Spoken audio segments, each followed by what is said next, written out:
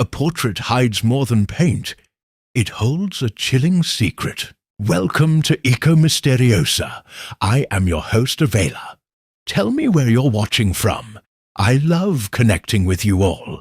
Now, let's step into the mystery. It was upon a bleak November evening, with the fog rolling in from the Thames and the lamps in Baker Street casting but the feeblest glow, that Mr. Sherlock Holmes and I were called upon to consider one of the most singular cases in his remarkable career. I had returned from my practice in Kensington to find my friend crouched in his customary fashion upon the rug, his long fingers steepled together and his sharp eyes fixed upon the fire as though he read there the cipher of the universe. The stillness of the room was broken only by the crackle of coals until Mrs. Hudson entered, announcing in her subdued manner that a visitor awaited us. She added with a touch of curiosity in her voice that the gentleman insisted the matter was one of utmost urgency. "Send him up, Mrs. Hudson," said Holmes, with the languid indifference that masked his alertness. In a moment there strode into our quarters a tall, distinguished man, wrapped in a heavy overcoat of fine cut, though the agitation in his manner belied his aristocratic bearing. His face was pale, the skin drawn tightly across the cheekbones, and his grey eyes shifted with the nervous energy of one who had long wrestled with a torment unseen. "Mr. Holmes," he began in a voice both deep and tremulous, "I am Sir Reginald Ponsonby, of Grosvenor Square. I come to you in desperation, for I have encountered a mystery which no ordinary reasoning can unravel, and yet it concerns," he paused, lowering his tone, "my late wife." Holmes motioned him to a chair without a word, though his gaze sharpened.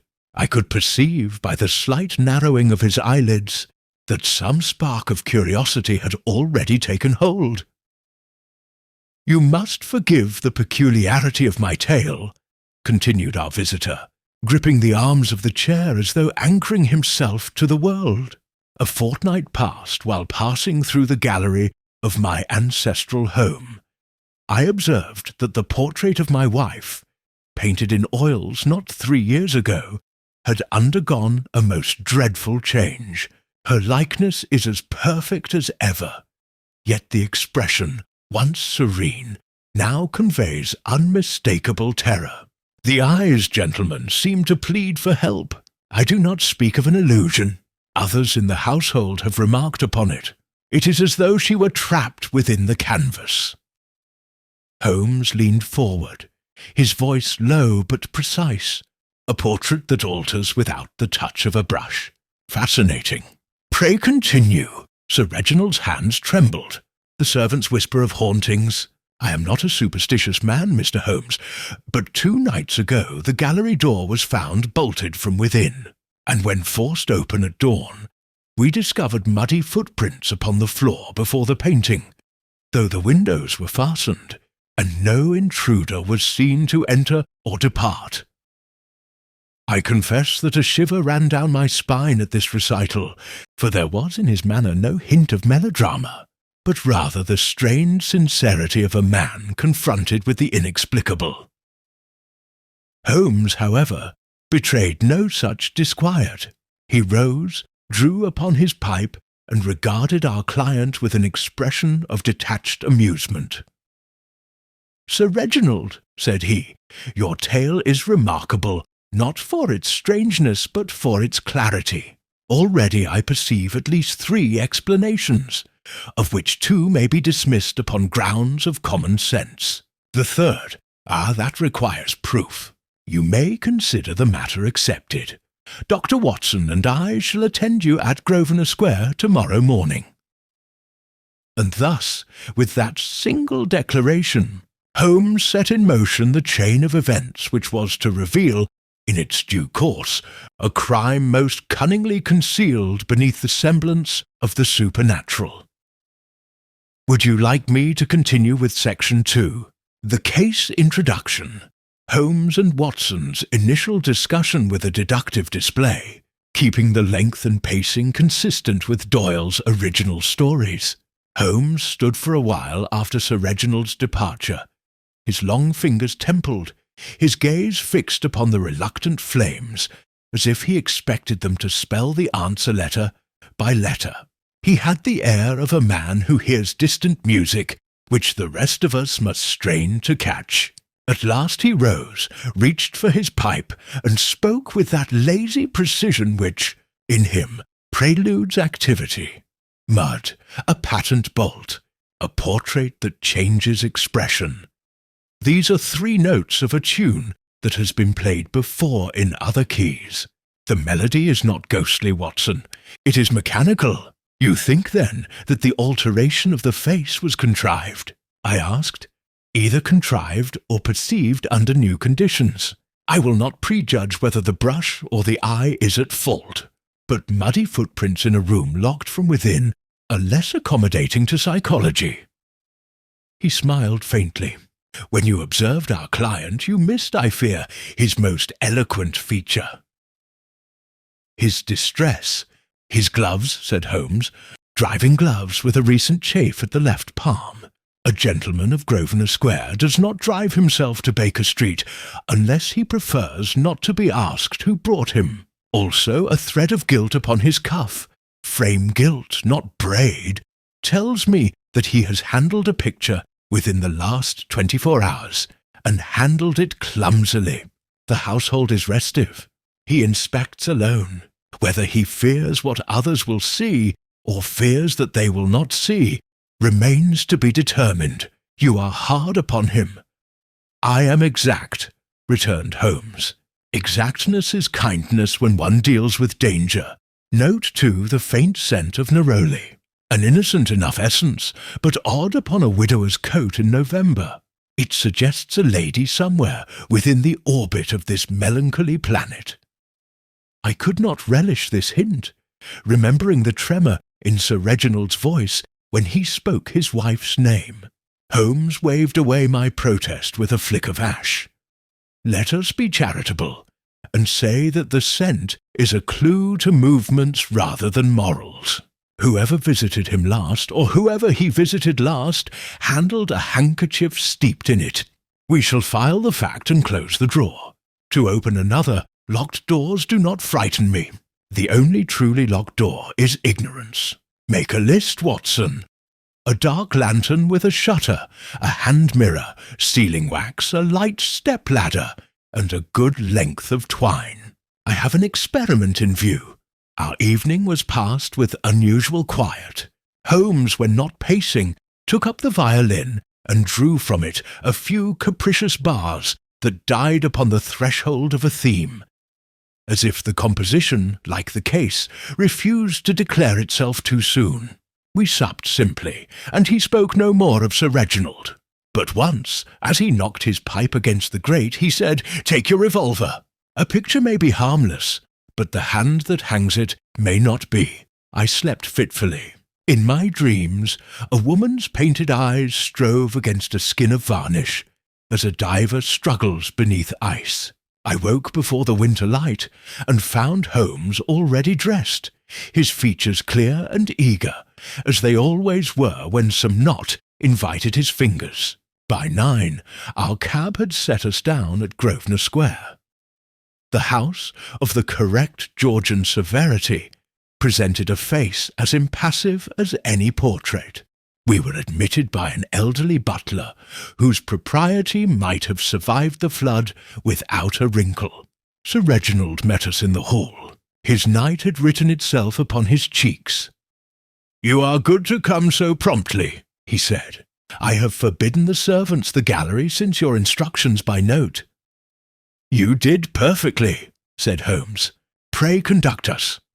We passed up a broad stair and along a corridor where foxes flew across canvases and admirals frowned from their frames. The gallery was a long glazed chamber, the light softened by the fog which lingered upon the panes of the domed roof. At its centre hung the portrait that was our errand. It represented a young woman of uncommon delicacy rather than beauty. Oval face, candid brow, eyes too large for fashion, yet infinitely gentle. The painter had placed her in a green dress, against a dusk of foliage, a chain of plain gold at her throat, her hands folded with that stillness which makes one think of prayer rather than repose. And yet there was the marvel. The mouth seemed drawn by some inward alarm. The eyes, which must once have smiled upon the limner, now looked past us with a dumb entreaty. Dumb entreaty. Dumb. You perceive it? Whispered Sir Reginald. It is not my grief that imagines it. I perceive several things, said Holmes. Watson, close the curtains. Now open them halfway. Good. Stand with the lantern. Shade the beam with your hand, and sweep the light as I direct. He moved nearer, then farther, then sideways to the extremest angle, watching not the features so much as the skin of varnish, upon which the travelling glow discovered minute hills and valleys. He made me raise the lantern and lower it. He drew me back and sent me forward. He had me breathe upon the surface and observe how the dulling fog of my breath crept and retreated. At last he nodded. Light is a mischievous painter, he said, but it does not set bolts nor put water on carpets. Show me the door. It was a stout modern door, fitted with a patent bolt within. Sir Reginald recounted how 2 nights before the servants had found it fast, how he had forced it with his key, how muddy traces lay upon the carpet within, though the windows were fastened and no intruder discovered. Holmes examined hinges, strike, jambs, and threshold. He dropped to his knees and with the hand mirror angled a narrow view beneath the door. Then he sniffed the crack as a hound might, and smiled. Dust undisturbed at the margin, he murmured, yet a wet shoe within. Curiosities grow like twins. Come, Watson, tread where I tread. He measured his steps across the carpet with the nicety of a surveyor. The marks, now that he pointed them out, were not sharp prints, but blurred ovals of darker pile, as if a damp sole had pressed and lifted without weight. They made a slow crescent before the portrait and returned upon themselves, growing wetter toward the painting. 1 foot, said Holmes softly, placed flat without heel. The other carried, a person creeping to spare the carpet, shoes in hand, and at the finish more moisture than at the start. Therefore the source lies nearer the portrait than the door. Now the windows. They were high, iron-latched, and tight as a drum. No pane showed disturbance, no putty was fresh. Holmes tested each fastening, and being satisfied, stood at the portrait again. With your permission, he said to Sir Reginald, we will look behind. The back is but a wall, our host replied, with an effort at composure. Walls, like men, have backs and fronts, said Holmes. He found a narrow service door half hidden by hangings. It admitted us to a cramped passage running along the outer wall of the gallery. Pipes and an old chimney breast were boxed in by boards. The dust lay as age leaves it, not as feet do. Yet at the section corresponding to the portrait, Holmes paused, touched the wood, and raised his brows. He leaned close and inhaled. Varnish, he said. How can varnish be here? I asked. It is not a painter's shop. It is a painter's consequence, Holmes returned. Someone has meddled with the surface of that canvas within the last week. The odour is faint but fresh. The question is whether he varnished the lady to steady the mischief of time, or to steady some trick. Sir Reginald gave a stifled exclamation. No restorer has set foot in my gallery for 2 years. Then the restorer came by stealth. Holmes answered quietly. Let us restore the truth by daylight. We returned. With the butler's help and with the most tender handling, Holmes lifted the great frame from its hooks and laid it upon 2 chairs. He took his lens and went round the edges inch by inch. Twice he paused, and once he made me run a finger where the eye could detect nothing. I felt a very 1300 slight ridge, waxen and smooth, where the canvas should have lain flush against the stretcher. Holmes nodded, his eyes glinting as he produced a penknife, and with infinite care lifted the narrow seam.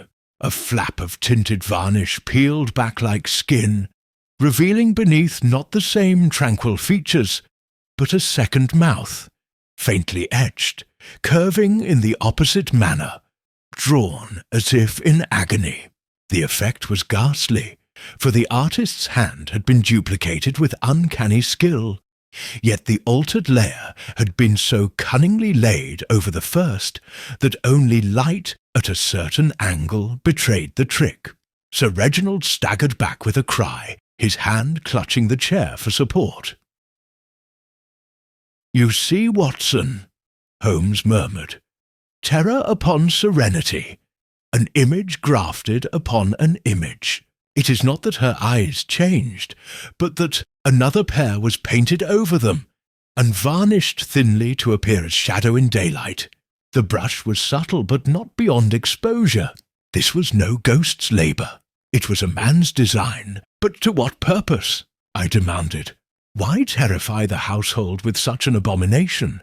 Holmes replaced the flap delicately, as one might close the eyelid of the dead. "That, my dear fellow, is precisely the riddle. A practical joke it cannot be, for the labour is too fine. Nor is it madness alone, unless madness goes hand in hand with patient art. No, there is intent here. Intent directed not at the world at large, but at Sir Reginald himself." Our host pressed a trembling hand to his brow. "God save us! Then the figure that haunts me is no vision of grief, but the malice of some wretch." Holmes regarded him keenly. "Tell me, Sir Reginald, who had the leisure, the access, and the motive to lay a brush upon this canvas without your sanction?" "No one," he protested. "None but myself and my steward enter the gallery. The servants fear it since that night of the locked door." "Then perhaps it is your steward we must meet," Holmes said evenly. "Meanwhile, note these impressions. The altered paint still tacky, the varnish still odorous, the brush employed fine enough to belong to a professional hand. Someone of knowledge has intruded here, and not once only. The muddy tracks corroborate a second visit later, with shoes in hand so as not to betray the stealth." He rose abruptly, walked the length of the room, then halted with sudden intent. "Watson, you recall the neroli scent? It lingers here too, faint but perceptible. Our invisible painter is not so invisible after all." I bent low, inhaling the cold air of the gallery. Yes, unmistakable. A suggestion of orange blossom clung where none belonged. Sir Reginald's face blanched further. There was a time, before her death, my wife favoured that perfume. I had not smelt it since. Holmes's expression grew grave. "Then whoever tampers with her likeness is well acquainted with her memory, and with you. Such knowledge is never casual. Do not mistake me, Sir Reginald, this is not a haunting. It is a message, a threat perhaps, written in pigment rather than ink. The question is, who writes it, and why?" He tapped the portrait gently with a finger, as though it might answer. Then he replaced his lens, folded the knife, and turned briskly toward the door. "We have inspected the stage. It is time to question the players. Summon your steward, and have the household assembled. I would test their countenances as I have tested this canvas. Men's faces are canvases also, Watson, and rarely varnished with equal skill." As we followed Sir Reginald from the gallery, I could not shake the image of that double mouth, the silent cry trapped beneath paint and varnish, and I resolved that whatever devilry lay behind it, I should stand at Holmes's side until the last stroke of the brush was revealed. 1300 to the steward, Mr. Harker, was a man of middle years, with features more obstinate than intelligent, yet stamped with that air of self-importance which attaches to long service in a great house. He entered at Sir Reginald's summons, bowing with stiff correctness, though I fancied that his eye travelled with uneasiness to the gallery door from which we had just emerged. Holmes greeted him with a courtesy so bland that it might have lulled a sharper wretch into security, and at once began to ply him with quiet questions, each as seemingly idle as a pin dropped upon a floor, yet together forming a net that no man could pass without entanglement. "You have charge of the house at night, I presume?" "I do, sir. I make the last round myself. And the gallery? It was you who discovered the bolt fastened from within." "Yes, Mr. Holmes. I was called by the footman who found he could not enter. With Sir Reginald's leave I opened with his key. You observed the footprints?" "I did, sir. Mud upon the carpet and no means of entrance. It fair chilled my blood." Holmes's gaze sharpened a fraction. "Mud, yet no dampness upon the door's sill, though you tell me the ground outside was wet with rain. A curious omission." The steward shifted slightly, though his voice remained steady. "I cannot say I remarked it, sir. My eyes were for the marks alone. Quite so. One sees what one expects. And you, Mr. Harker, are you fond of the arts? Painting, for instance?" The man gave a short laugh. "Not I, sir. I wouldn't meddle with such things. My duty is keys and accounts." Holmes inclined his head as though satisfied, yet I caught the quick flicker of calculation in his eyes. He passed lightly to other servants who had been assembled in the hall. A housemaid pale with fright, a cook whose indignation at locked doors seemed more practical than superstitious, and 2 footmen stolid as grenadiers. He questioned each in turn, his manner alternately genial and abrupt, drawing out trifles of detail which appeared to me of no weight whatever. Who had dusted the gallery? Who had trimmed the lamps? What hour the windows were last opened? Each, relieved to be dismissed, went his way, until only the butler remained, grave as a monument. "You, Mr. Phelps?"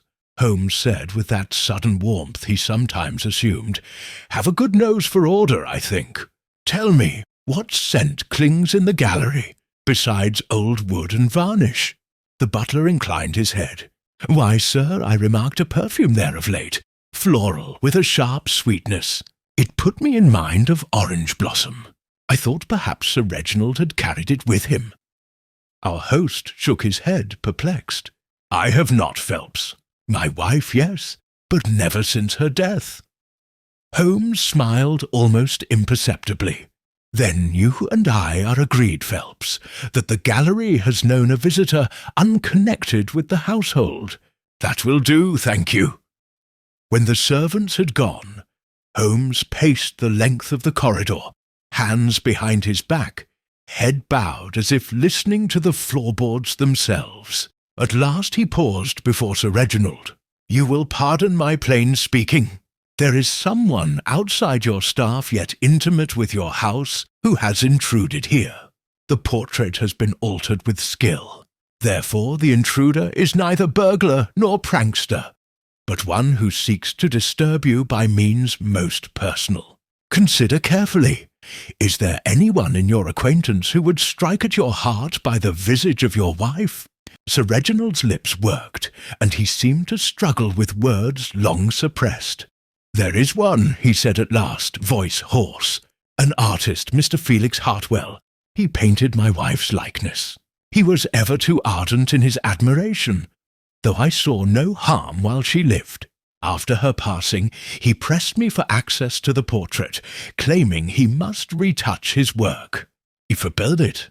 He grew bitter, accused me of denying her memory. We quarrelled, and I have not seen him since." Holmes's eyes gleamed. Hartwell, a professional hand, a motive cloaked in sentiment, and a grievance strong enough to foment malice. "We must pay this gentleman a visit, but not openly. Watson, I shall require your company tonight." Sir Reginald, meanwhile, keep the gallery locked, and let no one approach the painting. Our adversary will return, for his work is unfinished. When he comes, we shall be there to receive him." The colour drained from Sir Reginald's face, but he bowed his assent. As we left the house, Holmes touched my arm, his voice dropping to a murmur. "The brushstroke is Hartwell's, I would wager, yet the matter is not so simple.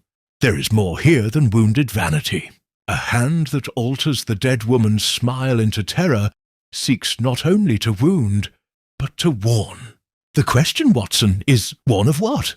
1300 that evening, as the gaslights flickered to life along Baker Street, Holmes sat cross-legged upon his armchair, immersed in the tangled skein of the problem. His violin lay across his knees, but he plucked the strings absently, his gaze far away. "Hartwell is our natural suspect," he said at length. "But natural suspects are the poorest kind. They are too conspicuous, too easy for the dullard to seize. Still, we must follow him, if only to discover whether another hand plays through his." I reminded Holmes of Sir Reginald's warning, that Hartwell had been denied access to the portrait. "If he has not set foot in the house since," I ventured, "how could he have contrived these alterations?" Holmes smiled without mirth. "A question precisely to be answered. Paint, varnish, perfume, and footprints. These are not airy phantoms. They are material facts, each requiring a human agent. I mean to see Hartwell's studio before the night is over. If he is innocent, his brushes will speak for him. If guilty, they will condemn him." We secured a cab and made our way through the damp streets toward Bloomsbury, where Holmes informed me Hartwell kept rooms above a picture dealer's shop. The fog pressed close, and the clip of hooves seemed muffled as though London herself listened to our errand. Holmes dismissed the driver 2 streets shy of our destination, preferring to approach unseen. We walked the remainder, our breath pluming in the cold. The house was narrow, its upper windows glowing faintly. A flight of stairs within the dealer's shop led to a door above, from which leaked a thin line of light. Holmes, crouching, examined the step. "Paint spatters," he whispered, touching flecks of green and umber. "Fresh. He has been at work tonight." At that moment the door opened, and a tall figure emerged, carrying a parcel wrapped in oilcloth. His hair, long and disordered, fell about a face pale with passion, and his eyes burned with an intensity that startled even me. He locked the door behind him and strode into the street, muttering under his breath. Holmes pressed me into the shadows until the man's steps receded. "Felix Hartwell," Holmes murmured. "Our bird has flown, and he carries something. We shall see whither he flies." Thus began a pursuit through the fog-bound lanes, Hartwell striding swiftly, his parcel hugged to his breast. Twice he paused, glancing about with the furtive air of a man who knows himself watched by unseen forces. At last he turned into a mean street near the Strand and entered a lodging-house of ill repute. Holmes's hand gripped my arm. "He seeks concealment, not home. Watson, observe. A gentleman artist among sailors' taverns and thieves' kitchens. His errand is desperate." We waited until Hartwell vanished within. Then Holmes crossed swiftly to the door, examined the jamb, and smiled. "No latch upon the lock. We shall return better prepared. For tonight we have seen enough. He carries a canvas, perhaps a study, perhaps—" His eyes gleamed. "Perhaps something cut from the very portrait we beheld." I stared at him in astonishment. "Cut, Holmes? Surely not. Think, Watson. The second mouth beneath the varnish. What if it were transferred from another canvas, affixed cunningly upon the first? That would explain the fresh scent, the waxen ridge, the skill too fine to be done by stealth in the gallery itself. Hartwell might work in his studio, then smuggle in the fragment, joining it to the portrait at night. The effect would be diabolical, yet mechanically sound. We returned at last to Baker Street, where Holmes paced until dawn, his features sharpened by excitement. "Tomorrow night, Watson, we shall trap our painter. I shall need a disguise or two, a false errand for Lestrade, and your steady revolver hand." The portrait has spoken once in terror. Let us hear what cry it utters when the author of that terror is caught in the act. 1300, the following evening found us once more at Grosvenor Square, where Holmes, with his usual foresight, had arranged every detail of the watch. Sir Reginald had yielded the keys to him, and the household was dismissed to their quarters under strict injunction not to stir until morning. The gallery, that long chamber of ancestral faces, lay silent and chill beneath its glazed roof. The fog outside pressing dim shapes against the panes like spectres, eager for admittance. Holmes and I took our stations. He behind the heavy curtains at the far end, I concealed within a recess by the door, my revolver ready at hand. "Remember, Watson," he whispered, "silence until the trap is sprung. A rat will gnaw a rope if given time, but it bolts at the first step of a boot." With that, he vanished into the shadows, leaving me to the solitude of painted eyes. The hours passed with intolerable slowness. Each creak of timber seemed an intruder's footfall, each shifting of the fog outside a stealthy movement across the glass. Midnight struck from some distant steeple. Then the quarter past. I confess my nerves were stretched near breaking, when at last the sound came. Soft, deliberate, unmistakable. The scrape of a key, the cautious turn of a bolt, and the gallery door swung inward by a hand invisible from where I crouched. A figure slipped inside, carrying under one arm the oilcloth bundle we had seen the previous night. He closed the door with infinite care, and for a moment stood motionless, listening. Then, with a swiftness born of long practice, he crossed to the portrait and laid down his burden. The lantern he bore cast a narrow shaft upon the canvas, and in its glow I recognized the pale, fervid features of Felix Hartwell. His lips moved as if in prayer or invocation, but the words were inaudible. He drew forth a knife and a small pot of varnish, and with trembling precision began to tamper with the surface of the painting. My heart pounded with indignation at such desecration, yet I dared not stir. Holmes's figure was nowhere visible. Only the faintest rustle betrayed that he too watched. Hartwell's hand worked feverishly, applying some strip of painted canvas to the portrait's cheek, smoothing it with wax, then varnishing over the seam. His eyes gleamed with a kind of fanatic devotion, and once he pressed his lips to the painted brow. At that instant Holmes stepped forward, his voice ringing sharp and cold. "You desecrate the dead, Mr. Hartwell. The brush of genius is not meant for forgery." The artist whirled, his face contorted with rage. "You know nothing of her," he hissed. "She was caged in life, stifled by his coldness. In my art, she breathes again, she speaks her truth. Terror was in her heart, and terror shall be in his." He made a sudden dash for the door, but I leapt from my hiding-place and barred the way, revolver levelled. Hartwell recoiled, clutching his bundle like a shield, and for a moment it seemed he would fling himself upon me. Holmes, however, advanced with such quiet authority that the man faltered. "You will do nothing rash," Holmes said evenly. "Your work condemns you. Every stroke, every scent, every footprint leads here. Better to tell us now what message you meant to send, for concealment is at an end." Hartwell's breath came fast, his hands shaking. A message? A warning, yes. He believes her silent, entombed in oils and guilt. But I— He broke off, his eyes darting wildly towards Sir Reginald's crest above the mantel.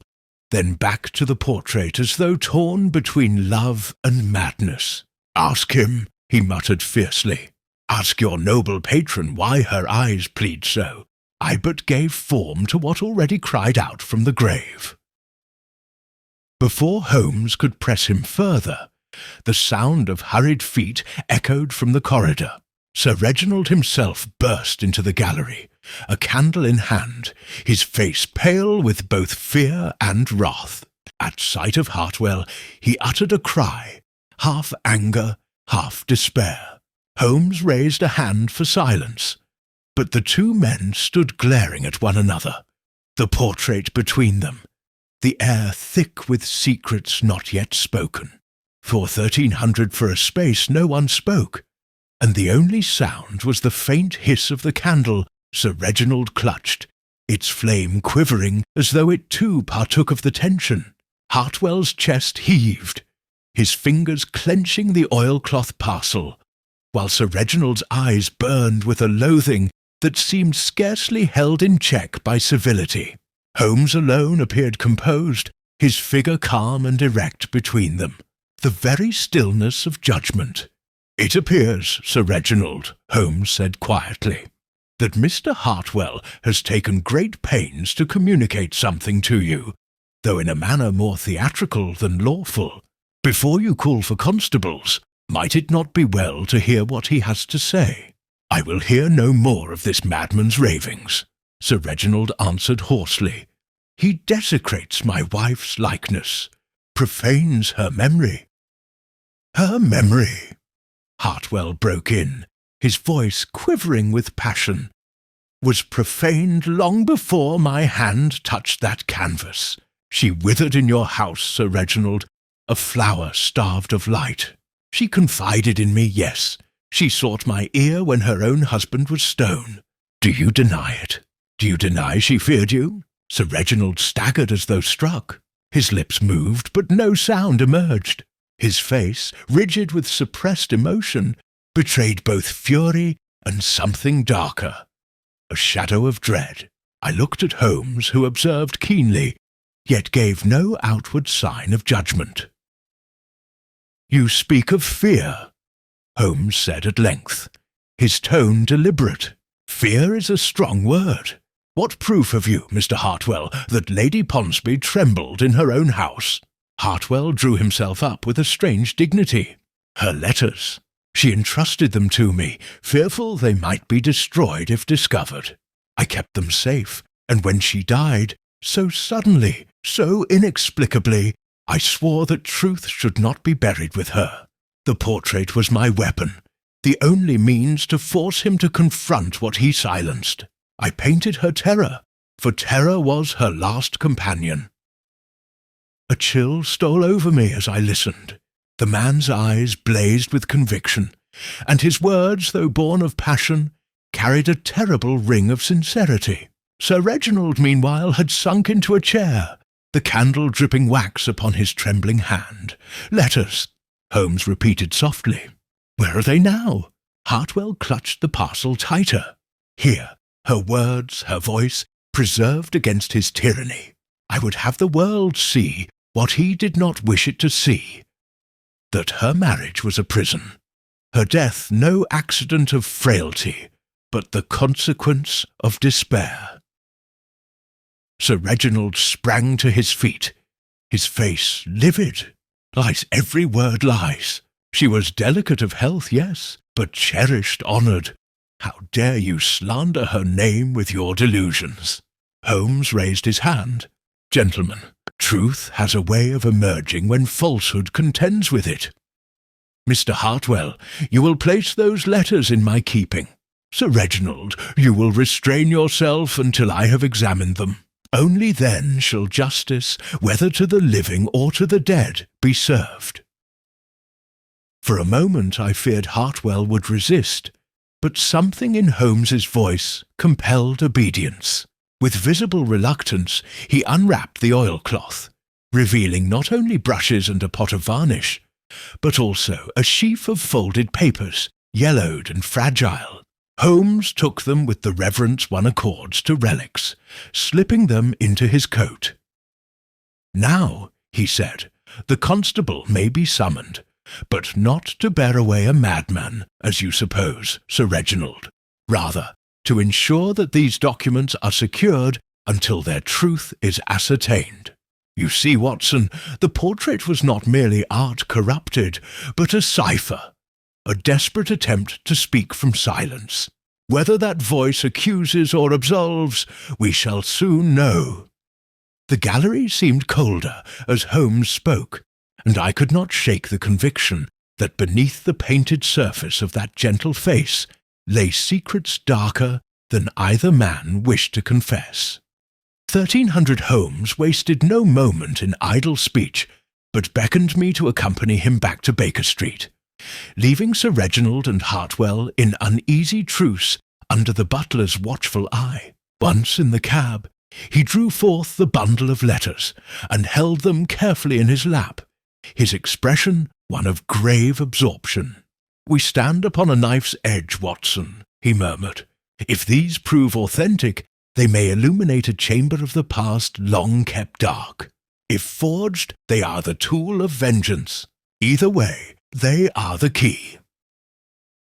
We reached our lodgings and set to work at once, Holmes laying the letters upon the table, weighting each corner so the fragile paper would not curl. By the lamp's glow, we examined them line by line. The hand was delicate, feminine, the ink faded but not degraded beyond legibility. Phrases leapt forth that set my pulse racing. I cannot speak my dread aloud. "The silence of this house is heavier than stone. He watches, always watches." Another spoke of a physician's draught pressed upon me, though I pleaded I had no need.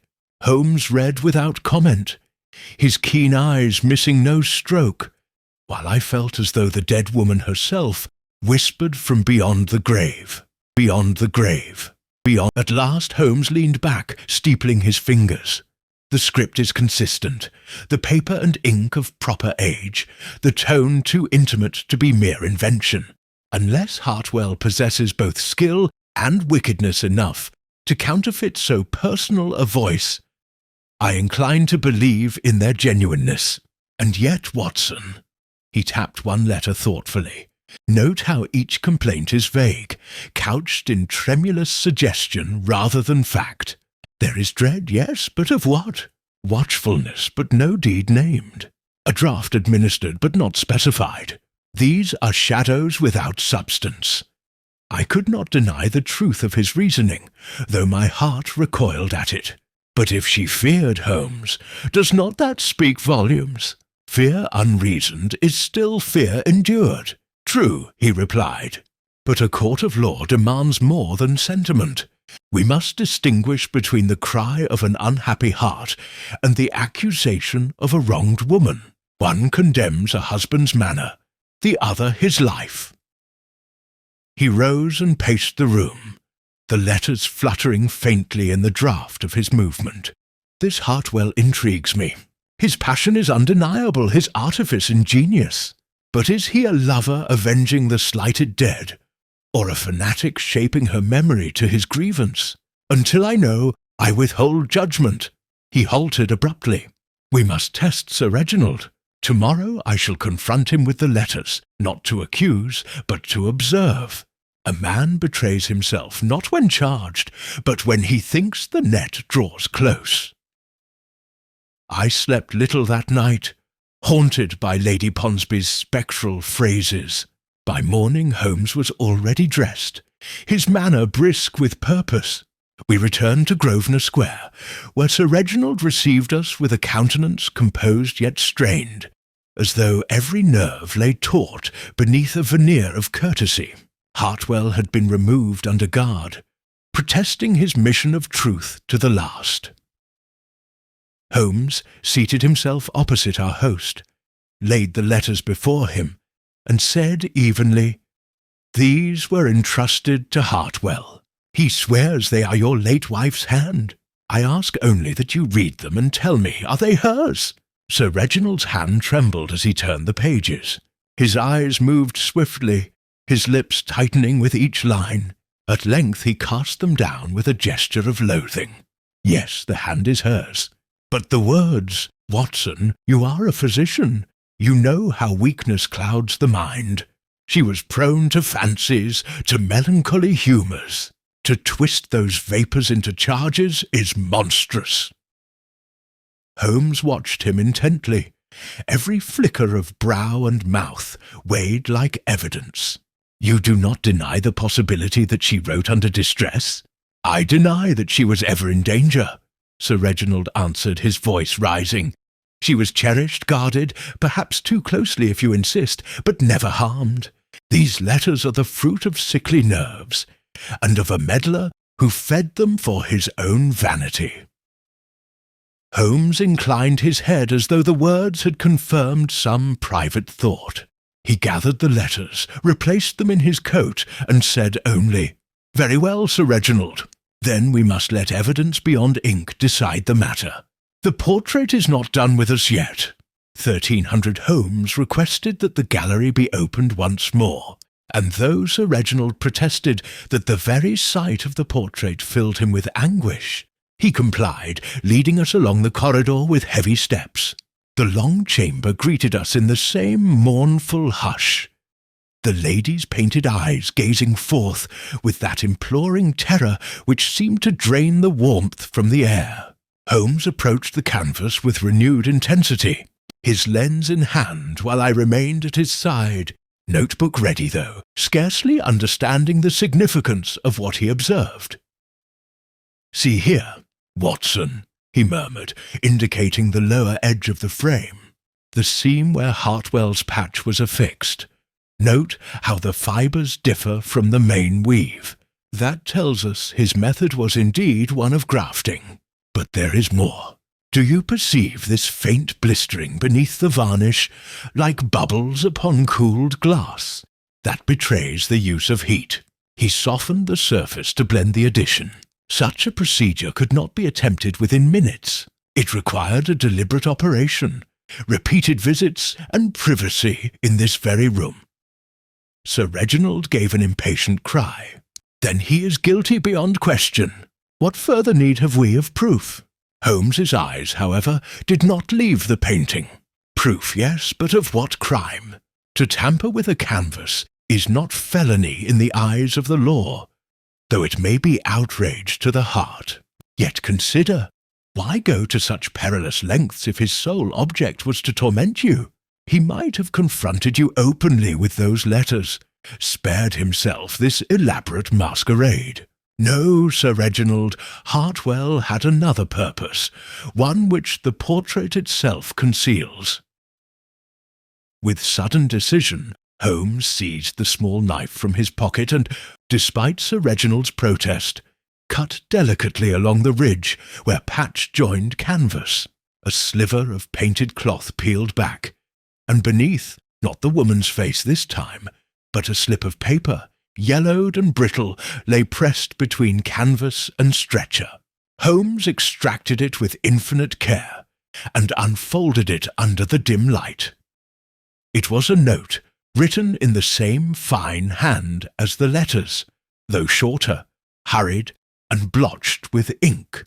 "If harm befalls me, look not to chance, but to design. My fear is of the draught he insists I swallow, saying it strengthens while it steels my will. Pray God, if I am silenced, that truth may one day find its way." A silence fell that seemed to smother the very air. Sir Reginald sank against the wall, his face ashen, while Holmes's eyes shone with the cold fire of discovery. "You perceive, Watson," he said softly, "that Hartwell was not the forger here but the discoverer. He must have suspected the existence of this hidden slip, and his tampering with the portrait was less act of desecration than desperate excavation. He sought to bring to light what she herself concealed behind her likeness, a cry for help entombed in pigment. Thus the terror we beheld upon her altered face was his emblem of her silent torment." Sir Reginald gave a strangled protest. "No, she was weak, fanciful. This is madness." A husband's care turned to poison in the fevered imagination of a sick woman. Nothing more. Holmes folded the slip calmly. That question, Sir Reginald, must be weighed elsewhere. What is certain is that your wife believed herself endangered, and she left testimony of it with her own hand. Whether it condemns you or merely condemns her fears, the world shall judge. Hartwell, misguided though his means, was but the messenger of her voice. I confess my own heart quailed as I gazed upon the portrait, for in the painted eyes I now seemed to discern not illusion, but the fixed plea of one who had indeed suffered in silence. Holmes replaced the slip within his pocket-book and turned toward the door with that air of finality which told me the case had entered its gravest phase. 1300 Holmes led us back into the corridor, his countenance composed, but his eyes bright with inward calculation. Sir Reginald followed like a man under sentence, his steps heavy, his breath uneven. I could not shake the impression that the house itself seemed to recoil from its master. Every shadow along the panelled walls, whispering of unspoken guilt. When at last we reached the drawing-room, Holmes turned with sudden energy and addressed our host in a tone that was neither accusation nor absolution, but pure inquiry. Sir Reginald, when your wife died, who was in attendance? He hesitated, then replied, Dr. Galbraith, our family physician. He had prescribed for her frailty for many months. And the draughts she mentioned in her letters, did they come from him? Yes, from Galbraith, Reginald answered, though his voice faltered. Tonic mixtures, restoratives. She was nervous, impressionable. She fancied herself poisoned if medicine so much as touched her lips. That note you found is but the echo of her fancies. Holmes regarded him with that piercing gaze which seemed to peel back layers of the soul. Yet it is curious, is it not, that she chose to hide her suspicion behind her portrait, rather than consign it to open speech. That is the act of a woman who feared her words might be silenced before they could be heard. The question remains, was her fear justified? Reginald's hands clenched upon the arm of his chair. You imply. What do you imply, Mr. Holmes? That I conspired with her physician, that I sought her death. His voice broke, and he buried his face in his hands. I loved her. God knows I loved her, though I could not show it as Hartwell might have wished. She was fragile, so fragile. My protectiveness became her cage. If that is guilt, I confess it, but not to murder. Holmes made no reply. Instead, he rose and walked to the window, gazing out into the fog-laden square. Watson, he said quietly, we must see this Dr. Galbraith without delay. A physician's draught may cure, or it may kill, but only his ledger tells us which. Sir Reginald, I advise you to compose yourself. The truth will not be buried. It emerges as surely as your wife's hand emerged from behind the canvas. The rest of the evening passed in sombre silence. As we departed, I could not help but glance once more at the gallery door, behind which the painted face of Lady Ponsonby still gazed in terror. The slip of paper Holmes had uncovered weighed upon my mind with ghostly insistence, and I wondered whether we pursued a crime of human malice, or merely the tragic phantom of a woman's fears.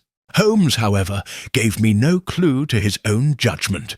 His lips were set, his brows drawn, and when at last he spoke, it was only to murmur, We are near the heart of it, Watson, but whether that heart beats with crime or sorrow remains to be seen. 1300.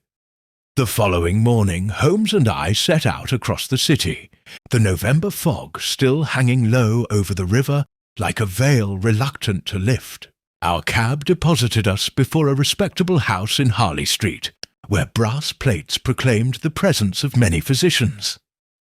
Dr. Galbraith received us in his consulting room, a tall, spare man with keen eyes behind spectacles and the measured manner of one accustomed to anxious families.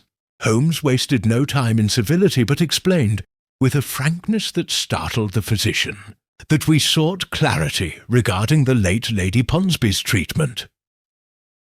Galbraith folded his hands and listened without interruption, though once or twice his brow furrowed at the mention of Hartwell's accusations. When Holmes produced one of the letters for him to read, he pursed his lips gravely. Yes, the handwriting is hers. I recall her nervous state well. She was subject to melancholy, prone to imagining herself in danger from the very remedies I prescribed for her weakness. Her husband was over-attentive, it is true, but I cannot fault him for wishing her well. I swear to you, Mr. Holmes, no potion of mine ever bore malice. Holmes's gaze did not waver. What precisely did you administer? Gentle restoratives, bark tincture, preparations of valerian, and upon occasion chloral in small dose to ease her sleep. Nothing extraordinary, and nothing not recorded in my ledger. He rose, fetched a worn book from his cabinet, and laid it before us. Holmes turned the pages swiftly, scanning the neat entries. "There," Galbraith said, pointing. "Lady Ponsby's name, the mixtures, the dates. You will find no sinister draught, only what every practitioner prescribes for nervous ladies of delicate health." Holmes closed the book with a snap, yet his expression remained thoughtful. Indeed, nothing extraordinary, and yet she believed herself poisoned. Such belief rarely arises from nothing. Tell me, doctor, were the medicines administered by your own hand? Galbraith shook his head. I entrusted them to Sir Reginald, who was ever solicitous to measure and deliver the dose himself. He insisted upon relieving the servants of the duty, lest some mistake be made. At this, Holmes's eyes gleamed, though he masked it with a casual nod. A devoted husband, then. I thank you for your candour, doctor. One last question. Did Lady Ponsby improve under these treatments? The physician hesitated. For a time, yes, but toward the end her decline was swift. A wasting of strength, though no organ gave sign of disease. It baffled me, I confess, yet I could not stay the course. As we left the house, I turned to Holmes in some agitation. Surely you heard him. No poison, no evidence of crime, only medicines common to every household. Are we not chasing shadows? Holmes drew upon his pipe before replying. On the contrary, Watson, we have touched the solid wall of the matter. Mark this, the doctor prescribed innocent remedies. Yet the wife grew weaker, not stronger. The husband alone prepared the draughts. Between prescription and swallow lies a gulf, and in that gulf truth resides. We must now determine whether Sir Reginald was guardian or jailer. He hailed a cab, his voice low but urgent. Back to Grosvenor Square, Watson. There is an experiment I mean to try, and if it yields what I suspect, we may soon hear the silent testimony of Lady Ponsby, confirmed more loudly than any painted face or hidden slip of paper could declare. 1300, when we returned to Grosvenor Square, Sir Reginald received us with a composure too rigid to be natural, as though he had steeled himself for an ordeal he could neither avoid nor delay. Holmes, with his usual calm authority, requested access to the cabinet where the medicines for Lady Ponsby had once been kept. After a moment's hesitation, our host led us to a small antechamber adjoining his wife's former rooms. There stood a locked cupboard, which, upon being opened, revealed several stoppered bottles, their labels neat, their contents still partly remaining despite the lapse of months. Holmes examined each vial with meticulous care, holding them up to the light and sniffing their mouths. He then produced from his pocket a small chemical case, and with swift precision drew off a few drops from each bottle into glass tubes. A faint reaction coloured the liquid in one of them, producing a milky cloud. Holmes' eyes narrowed. "Ah, Watson, you see it. Valerian tincture adulterated with antimony, tasteless in small quantities, slow in action, weakening rather than violently striking. A poison well suited to produce wasting without suspicion. Administered steadily, it would sap strength until the body surrendered. Not enough to cry alarm, yet enough to kill. Sir Reginald staggered back, his face drained of blood. Impossible! I knew nothing of this. Those bottles came sealed from Dr. Galbraith himself. Holmes's gaze was pitilessly sharp. Not so. The doctor entrusted the mixtures to you. These adulterations were made after they left his hand. The question is by whom? I confess my heart pounded as I looked upon our host. His trembling lips, his darting eyes, all seemed the signs of a conscience trapped. Yet Holmes did not rush to accuse. Instead, he placed the vial down with delicate care, then turned abruptly toward the corridor. "Summon your butler, Sir Reginald." The old servant entered, grave as ever, and Holmes confronted him without preamble. "Phelps, you have long service here. Tell me, who besides Sir Reginald ever handled these bottles?"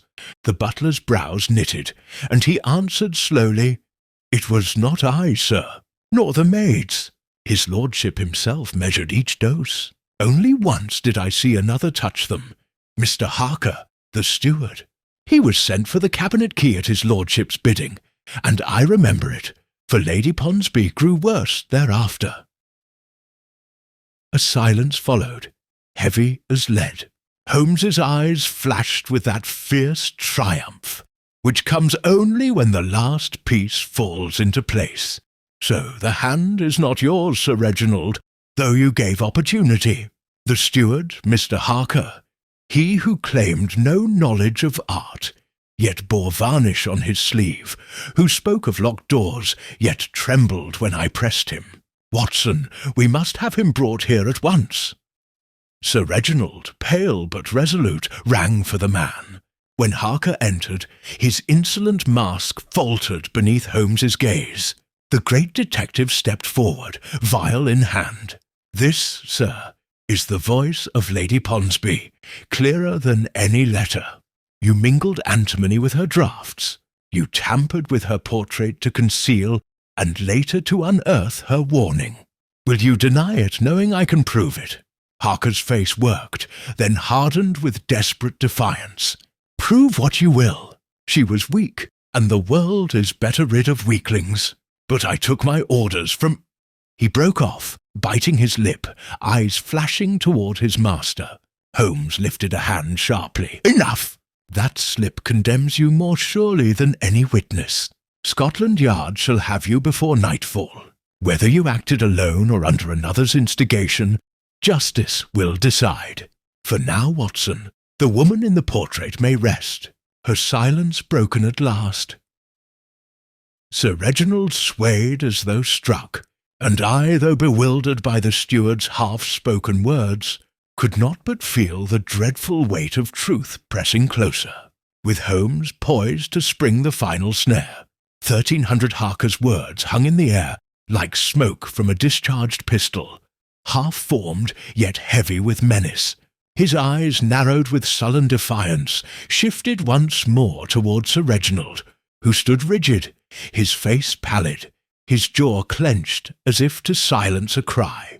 Holmes, with the composure of a chess master, anticipating every move, fixed the steward with a gaze so steady that the man faltered despite his bravado. "You spoke of orders," Holmes said softly, each syllable deliberate. "A dangerous slip for one who claims to act alone. If you will not speak now, you shall speak when faced with the gallows. Scotland Yard has ways of loosening a tongue more tightly bound than yours." Harker gave a bitter laugh, though it quavered at the edges. "You think me a fool to bear the noose alone? I will not. Yes, I mixed the draughts, but only as I was commanded. A servant does not act without direction. Ask him, ask Sir Reginald, why his lady wasted away while he watched. Way while Sir Reginald staggered forward, his hand raised as if to strike, then let it fall helplessly. His voice, when it came, was hoarse, broken. "Lies, the man perverts every truth. I did not seek her death. I sought only to shield her, to quiet her fancies. If he poisoned her, it was his villainy, not my will." Holmes interposed himself, his voice cutting through the storm. "Gentlemen, spare us theatrics. The evidence speaks more eloquently than either of you. Harker, you admit to mingling antimony with the medicine. That alone seals your fate. Whether Sir Reginald shares in your guilt is a question of motive. What induced you to this crime? Wealth? Position? Or some darker allegiance?" The steward's face twisted with malice. "Allegiance? Aye, to truth, though none here care to hear it. He," and he thrust a trembling finger toward his master, "feared his wife would expose him. She confided in me, yes, the steward, not the noble husband. She begged for aid, and I saw what he meant for her. If I hastened the end, it was mercy, sparing her more torment." Sir Reginald gave a cry of anguish, covering his face with his hands. Holmes's eyes, however, glittered with that cold light I knew too well. The moment when the last veil lifts. "Your tale is clever, Harker, but transparent. You claim pity, yet your act was cruelty. You pretend loyalty to the mistress, yet you defiled her portrait to mask your own meddling. Mercy does not varnish terror upon a dead woman's likeness.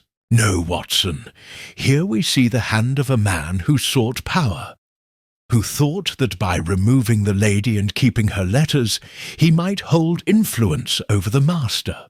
It is blackmail disguised as devotion." Harker's defiance crumbled.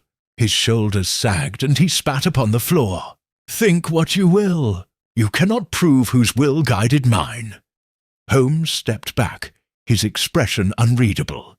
"Proof, my good fellow, is nearer than you suppose.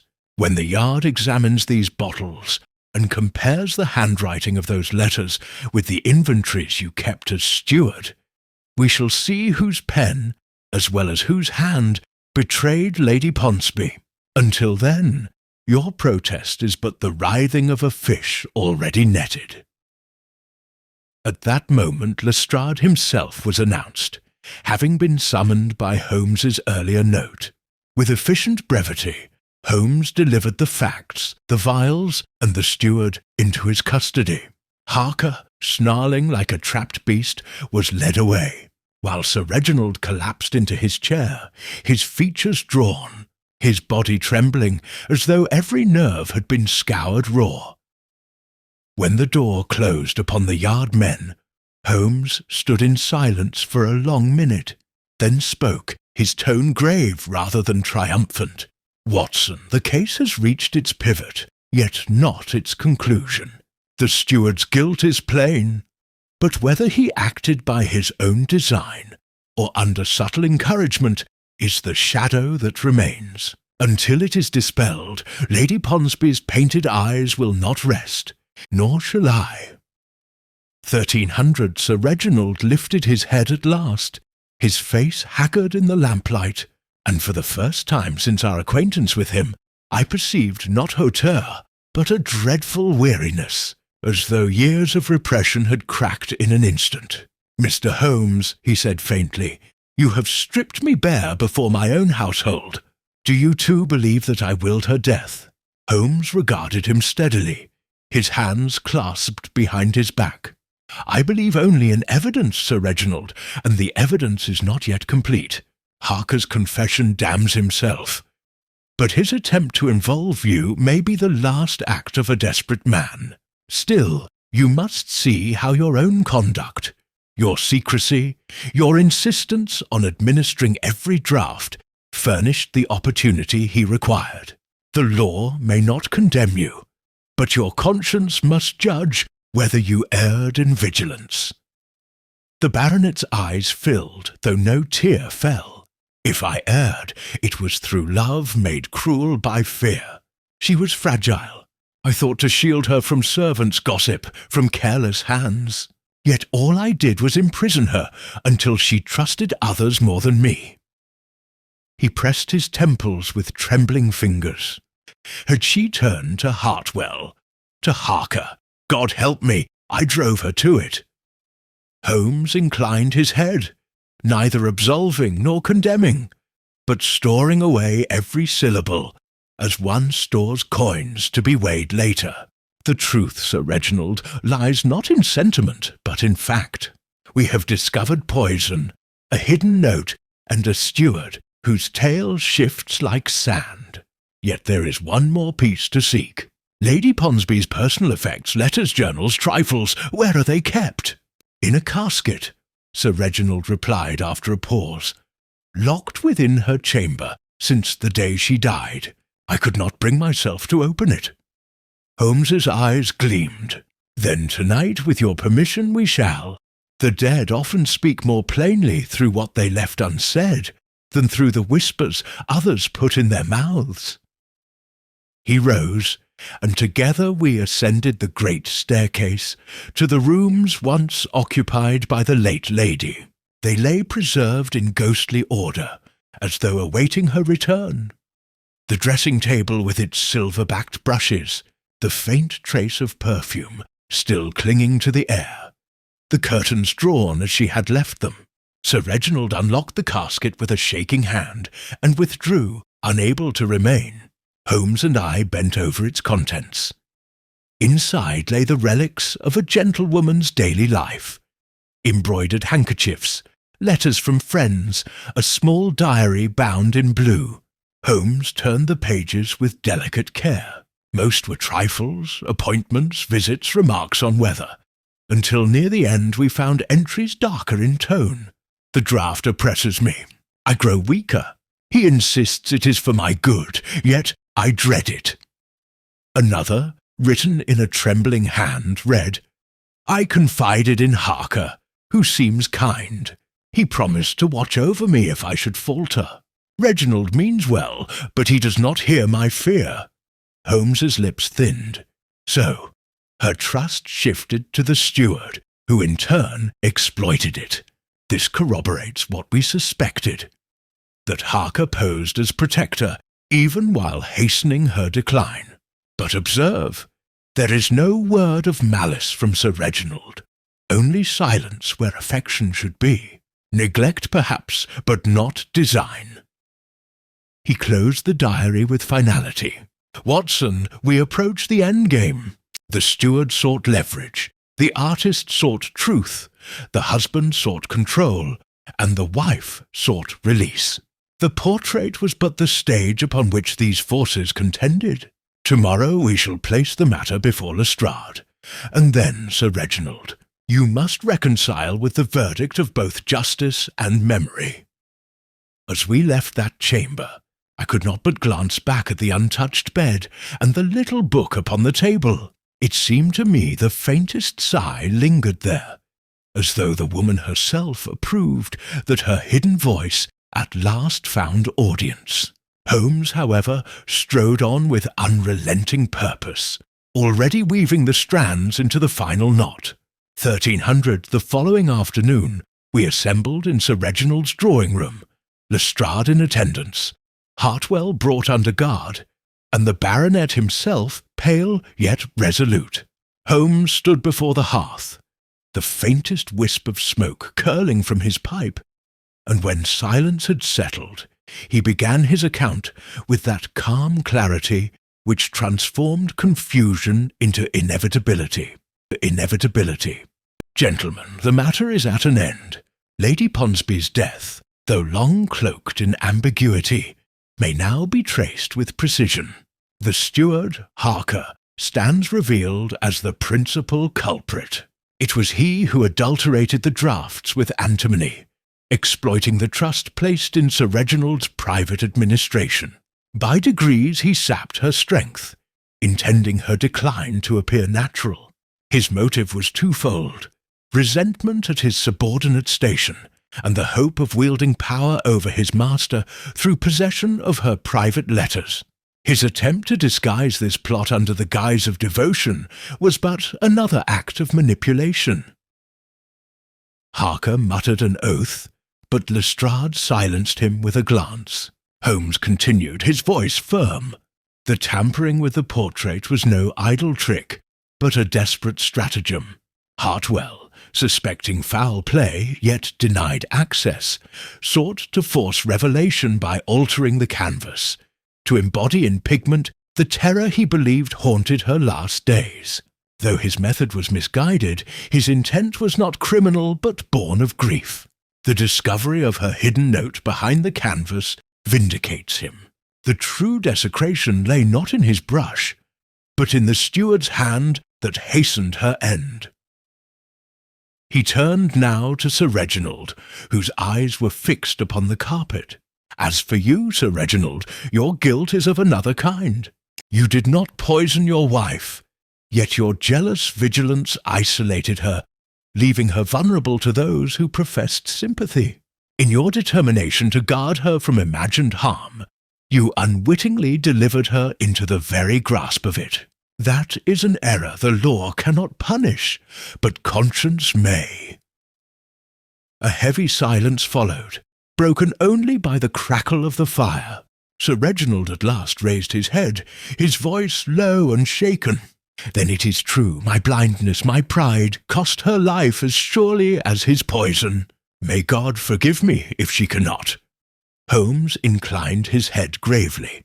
Redemption lies not in denial, Sir Reginald, but in candour.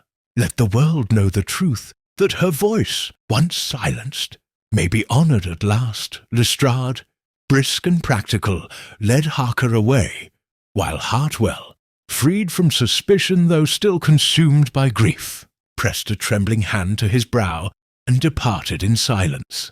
The baronet remained sunk in his chair, the weight of revelation upon him, while Holmes gathered his hat and coat with characteristic detachment.